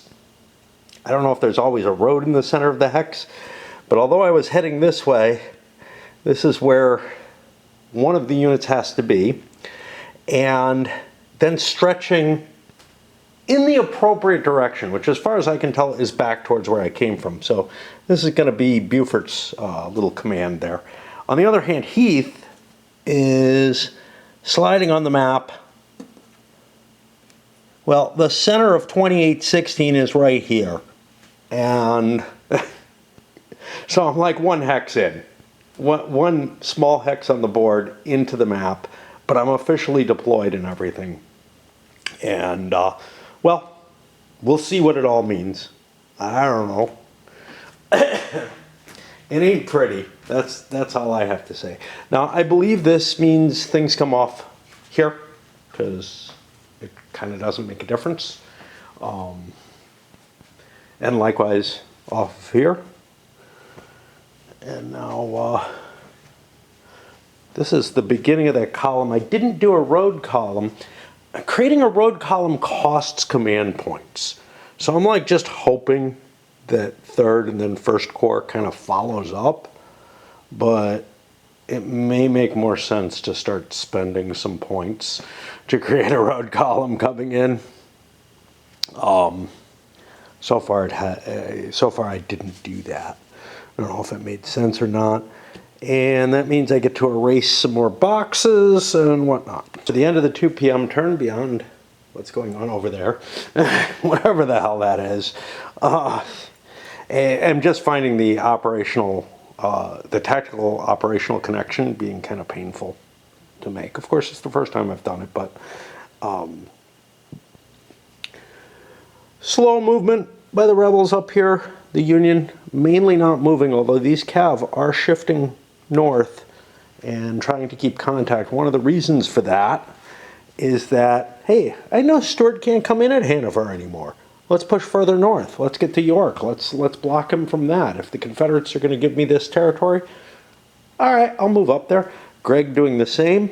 Huey is at Westminster. I think that's his station. Merritt's at his station. I don't know how long they're stuck there for. I probably ought to put some kind of marker for that. Let's see what we got here.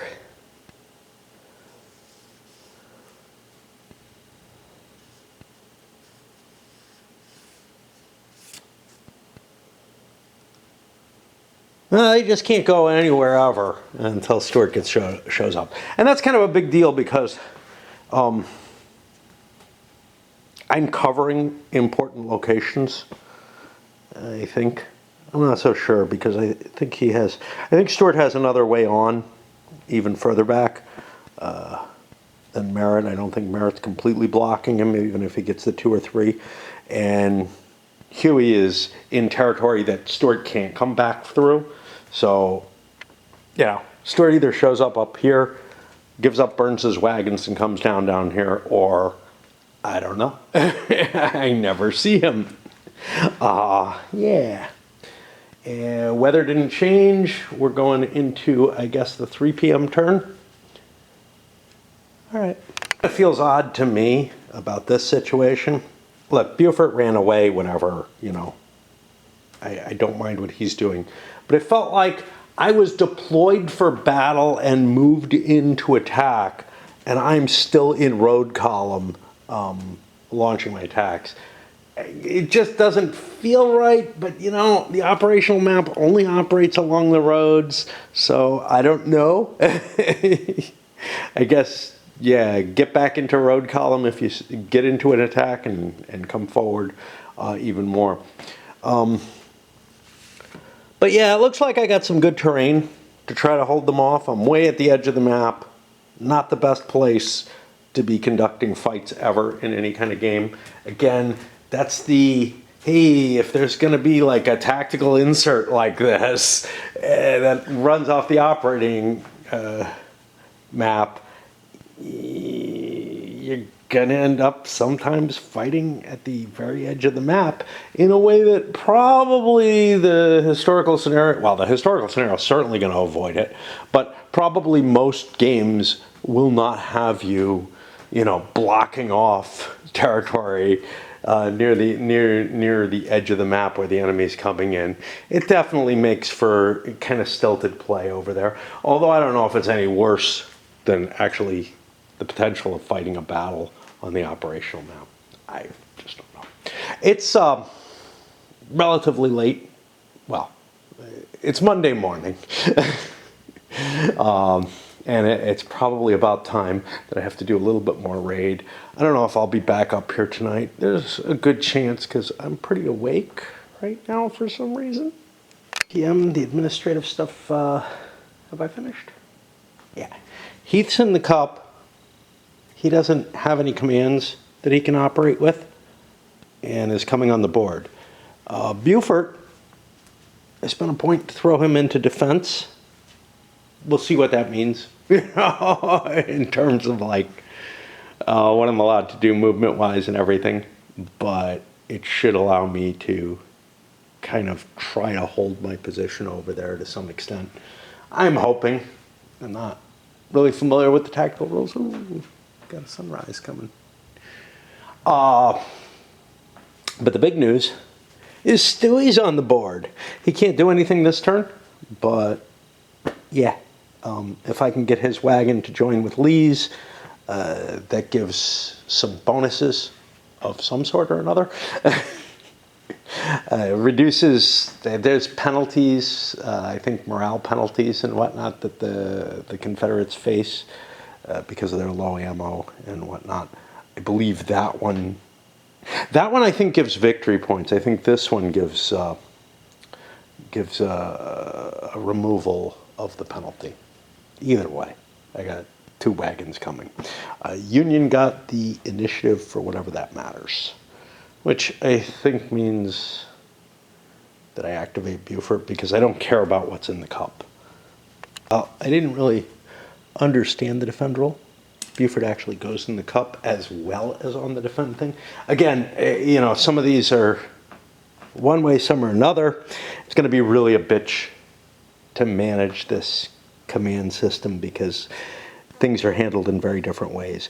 It cost 2 command points, which he had, to put the division DAC in the URAC, the other in the defend box. When the chit in the division is pulled, no activity roll is taken. All the divisions can move up to 2 hexes. They can move into an enemy zone of control, but the biggie is that they can force attacks and that they get a bonus in the combat. So I don't know if it was all that worth it. I might have been better off just going to directed because I don't think that Heath is going to be able to hit me. But we'll try to take up some sort of defensive terrain. And speaking of which, what is our terrain over here? We're not sure. Like, we got a key, but there's a lot of different stuff. So there's like this boop, boop, boop, boop, boop here. Is that a cliff? I don't know, maybe. Or a major slope? How do I tell the difference? Well, usually one of the good answers is to find me Culp's Hill, which has this. I think this is a major slope. This is a cliff.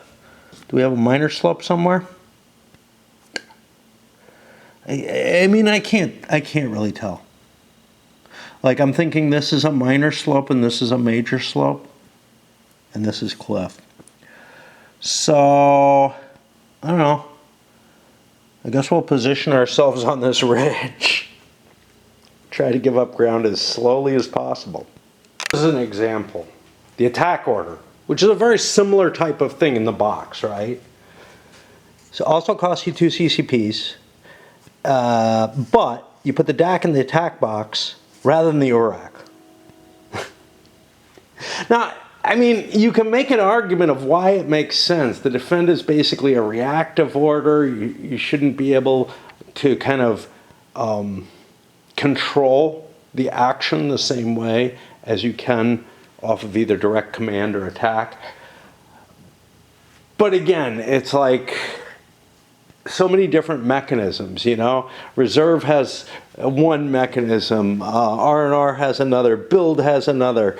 Every single one has its own way of like demonstrating where the unit is and how it's working. Build and R&R, I think we're kind of alike, but not really, you know. But they have this sort of, hey, you get to move, and then like you get to settle down into what you're doing. And I don't know if the costs are the same at each level and everything, but it's just like so finicky, you know, so fiddly as some people will call it. And what it means is it's very hard to remember what the hell's going on. Anyway, the only thing I can do is pull something from the cup. I can't use my defend order, so maybe I'll get lucky, right? Maybe I'll get lucky. It was on the top, but we shuffle around a lot and no such luck. For the Confederates, I grabbed my piece from the cup. It's the only one I can do. They got an activation. They chose to take it rather than force the Union because I want to deploy as quickly as possible. Rolled my activation. Had to walk over here, check Heath's command rating and all kind of stuff like that. Again, you know, This is a huge map, right? I'm used to games with big maps, tactical games with big maps, but the chit pull, the mechanisms for generating, you know, how many actions you have and everything, you really have to like carry the charts around with you, the dice, all kind of stuff, and move from move around. And as the battlefield is going to develop, we're going to see it, you know, just random stuff happening because of the chit pull mechanism, which in and of itself is bad enough. But then we add to that I have to, you know, make this decision making as to, yeah, do I want to play a direct command instead of a chip pull and whatnot. I'm not in that position right now. Right now I'm just like, yeah, okay, I'll do this and set that up. I've got full movement allowance. It's going to take me a little while to actually mechanically do the movement, just because I'm not really used to that, and I'm not used to the representation of the map.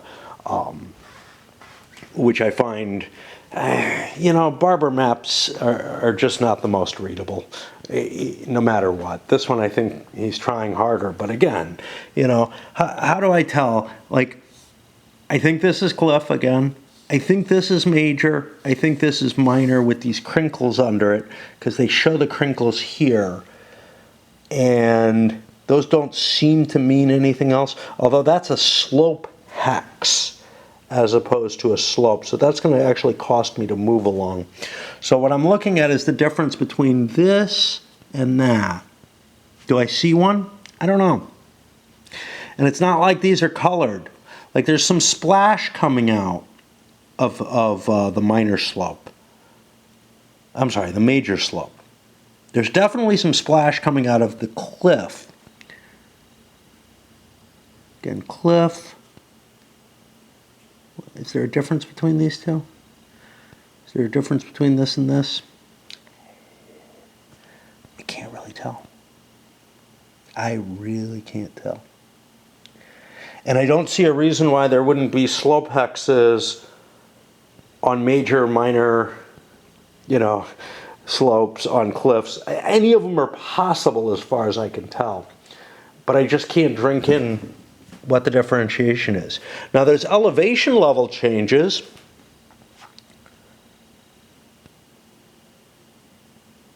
Which you could kind of argue maybe that's like the minor slope instead. And then that would make, because I can't distinguish between these two to be sure. Okay, you know what I can distinguish? Well, that's road. Yeah, no. Yeah. I can't tell. Like, this looks like a minor slope. This looks like a major slope, maybe. This is cliff. I guess this is cliff. It's just hard to tell because, like, everything looks like it's kind of hand-drawn and kind of fuzzy in terms of how close, you know, how closely anything is to anything else. Now compare this.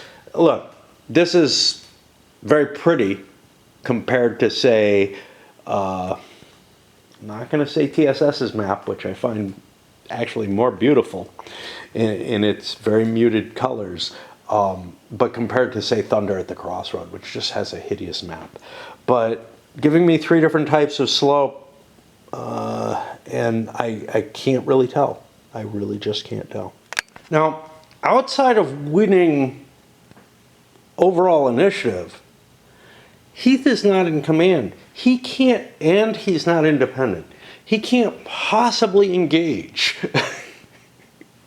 So he is going to do kind of as ordered. Don't bring on a general engagement. He's going to have to move around and try to outflank, or just find himself a position and wait for the rest of his corps to come up, I guess. And we take a look at how he deploys, and he pushes up along here. Down, there's a sort of a creek bed here or whatever. That is a run, which, like a contour level, doesn't have any impact on the terrain effects chart. So, yeah. So we just slosh through there. Now, it might, if it gets rainy, right? Those can turn into swamps or whatever. But we've positioned ourselves up here on this hill, taking this roadway here. We're allowed to do this. Artillery's following up. Obviously, we need to wait for the artillery to kind of, slip its way through and whatnot, but we'll do what we can to advance. We don't have a lot of map here. Buford's defend order is looking really stupid. He's, going to be positioned so that he's defending this way, but not the main road. That's okay. I'm all for screwing up. I realized something the last couple turns. I haven't been giving points for units that haven't moved, which is basically Longstreet and honestly part of Hill's division or corps has not moved and should be generating points. And also the A Cav should generate points. So I'll figure out the additional points the Confederates should have collected up. I've got them at 75. I don't know if that's right. It was 15 a turn. 1, 2, 3, 4, 5. That's 75. This one, they should have gotten 15 more for that, plus whatever I add on for the 1 and 2 p.m. turns. It gets me to a total of 103. Which is, I don't know, maybe 40% of the value of an army in this game. Confederate army is only worth 200 points. If you wipe it out, that's the most the Union can get.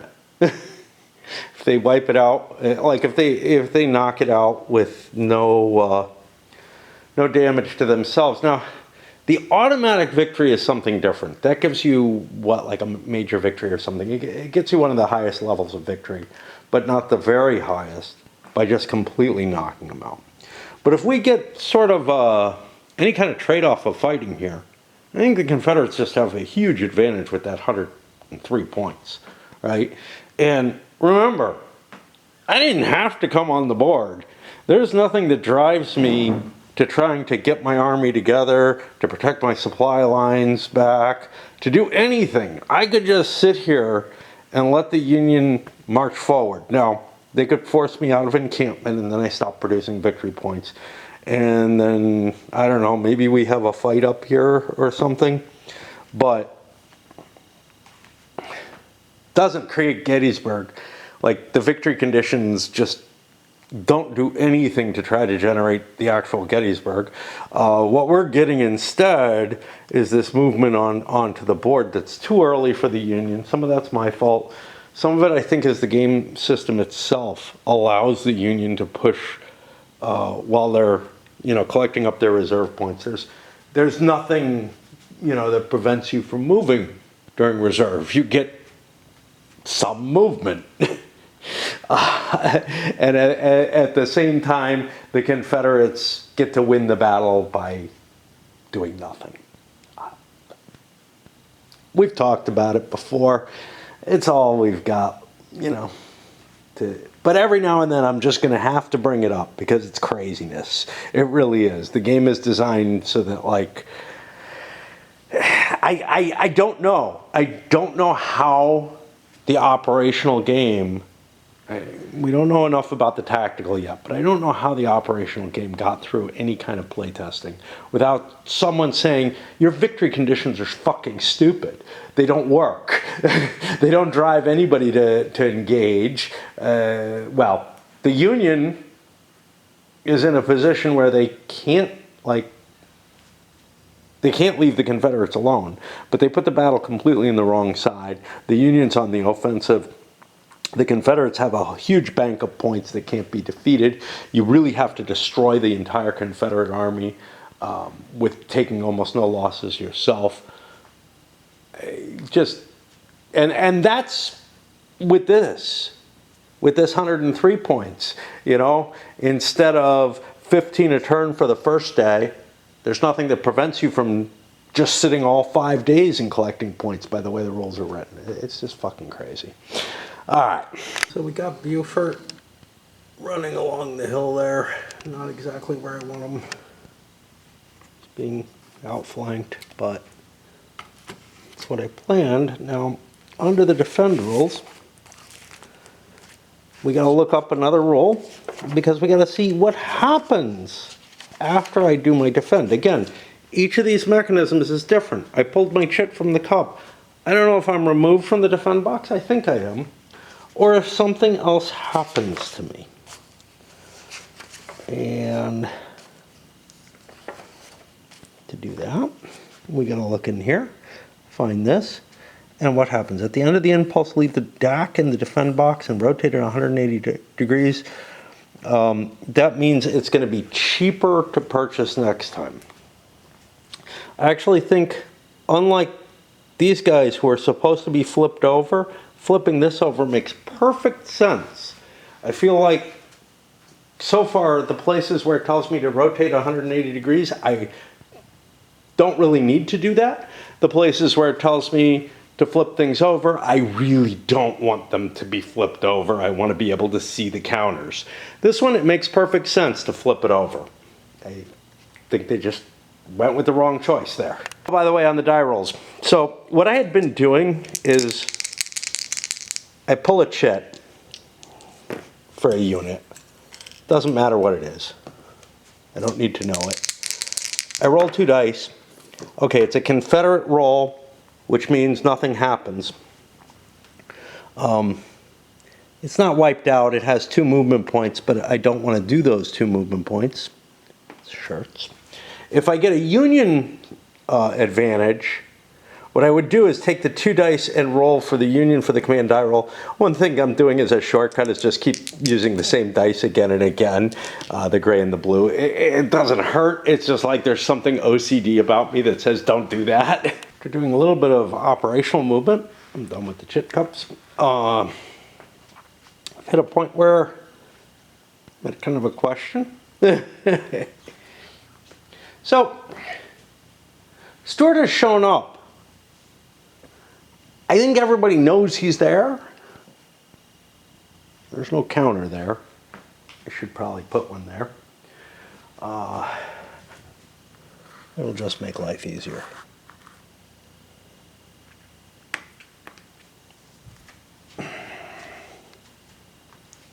Because it's not a hidden roll or anything like that. But Merritt and Huey are released once Stewart is located. I think Stewart has been located, even though the Union don't know where he is particularly.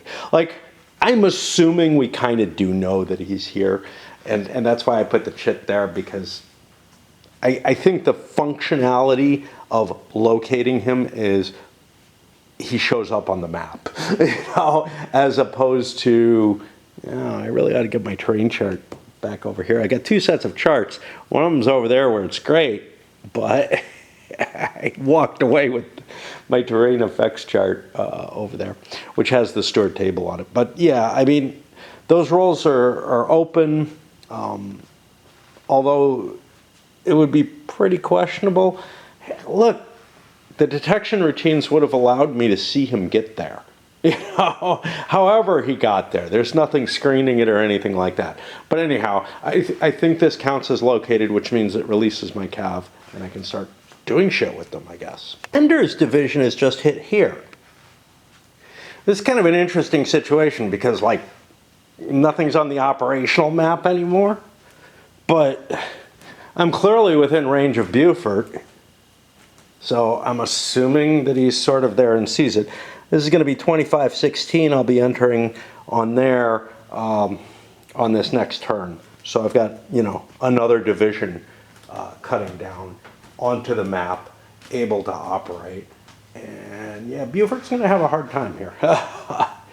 Luckily, there isn't all that much day left. And you know, by the time the day is and night is over, First Corps is going to be fine. So the Union's going to be able to throw up some kind of defense up there on the ridges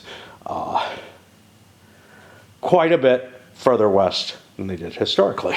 As we finish up, the Union Army almost entirely recovered from their forced march and then their movement to Gettysburg, which didn't cost them anything.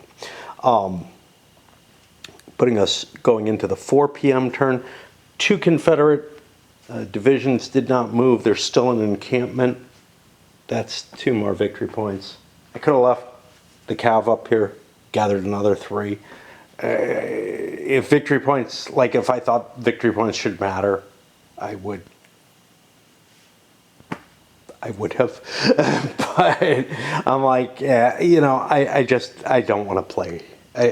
I'll keep track of them. I don't want to play with them in terms of sensibility. Degradation of units. The weather dropped down from hazy to clear, which is cool. Yeah. We're not yet at the, hey, let's make it cooler overnight segment of the game. And let's take a look at what we got. It's nothing too exciting. I mean, you know, Union's not moving anywhere, but we can see the Confederates pushing away from us. Kilpatrick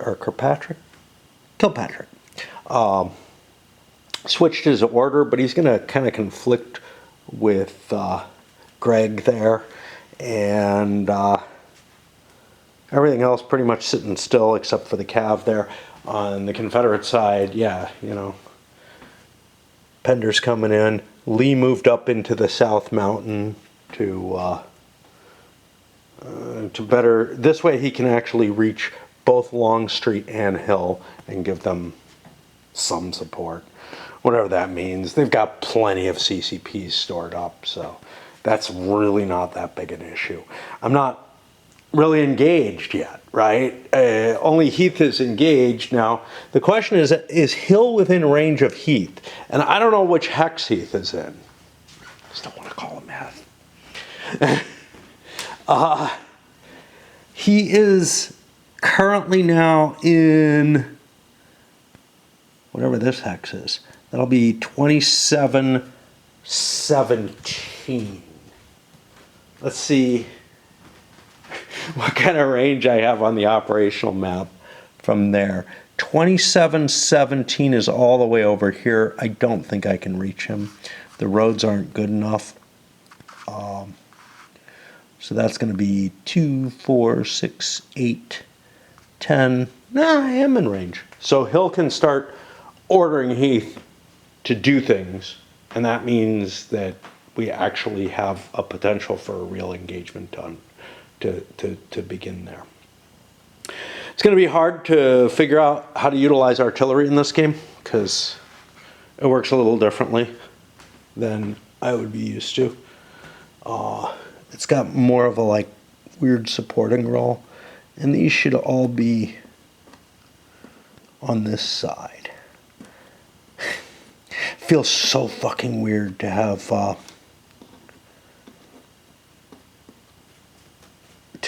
the default side be the back side of the counters. That's just for the artillery.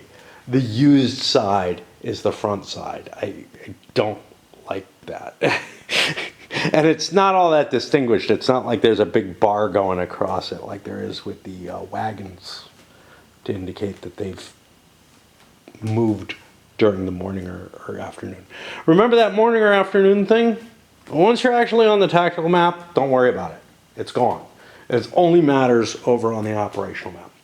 I think this is a good point to stop because we're about ready to see some fighting. Not much, but it's going to be a struggle to deal with that. And, you know, it's not going to be much because we're late in the day. But yeah, and then well, we'll see where it takes us. At some point or another, I start deploying all these units on the board just for shits and giggles, really. To some extent, to allow me to operate and understand where things are. But of course, I have a lot of shit on the map right now. Big question I have is whether or not I'm going to dispose of the operational maps at some point or another. I mean, obviously, I can't do it while there's units wandering around, but there's no real function to them I mean, look, I could try to control these roads back here, try to use that with the Confederates to get them into position. But it's not really, to me, it's not a reasonable solution simply because I don't want to fight over on the operational map particularly. I want to fight on the tactical map. But it's going to be really hard for me to get control of any of the roads on the tactical map. Everything is concentrated there union-wise. So, I don't know. It might be possible that what I want to do is shift my army either to one side or the other. But I gotta beat the Union. You know, I gotta beat the Union, and if I can, then I can continue with this invasion plan. By the way, I had mentioned the Great Invasion. Apparently, this is the Clash of Arms, the operational system, which I like a couple of games from. Apparently, that one made such a low impression on me. I really did not get the feeling that I was playing Gettysburg at all. And yeah, it was very... there were some very static elements to it, if I recall correctly. I remember having played it. I looked it up. So I didn't remember at first. I looked it up on BGG, and I'm like, hey, I got a play recorded for this. I've got videos on it. What the hell is going on with that? But I really didn't enjoy it all that much. These guys, I can put back up here. And I'm just having a hard time, wandering away, but I ought to be getting some sleep. It's like daylight.